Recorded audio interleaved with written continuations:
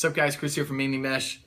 Theory Thursday, we're going to be talking about a little bit of channel tensioning theory because I kind of pulled this head off the wall and realized it was a good example of a channel that could look like it's really effective but not quite perform the way you want it to. So we talk a lot about the Goldilocks theory and whatever the heck that means. I'm going to add some more ones as I'm talking just to finish off the pocket a little bit. And you know how ideally in a channel you want the channel to hug the sides of the ball and increase the drag without increasing the whip. So what can happen though is if you pull down the top too far, too aggressively, you can get something that looks a little bit like this, especially in a wider head. And what this is going to do is the middle of the pocket, the lower half of the channel, is going to have a nice amount of drag, but up towards the upper section, you're going to see that the channel widens out a little bit, and we almost have a circular motion with this mesh diamond, with the row of bridges here, where it's almost looping back into the head.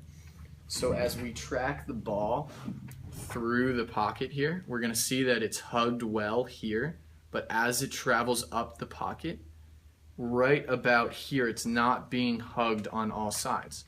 So that creates a little bit of an effect where it might be a little inconsistent with the throwing, which isn't something we usually talk about the channel, but is definitely a positive aspect of a channel, is how it increases accuracy. And if we have a channel where the drag down here is consistent, but it widens out up top, that means the ball can come off at different angles and might not be as accurate of a stick for you. And so just to kind of go through the knots that cause this is an Evo 3X, and I tied the top string to the first side roll hole, skipped, tied third, skipped, knotted SI, skipped, knotted SI, knotted SI, which is putting a lot of tension on this head. And you can see how I've kind of warped the back and flared it a little. So it's just something to be cognizant of as you're stringing ahead, making sure that you're not pulling too far down, because the first thing you're going to see is a channel like this.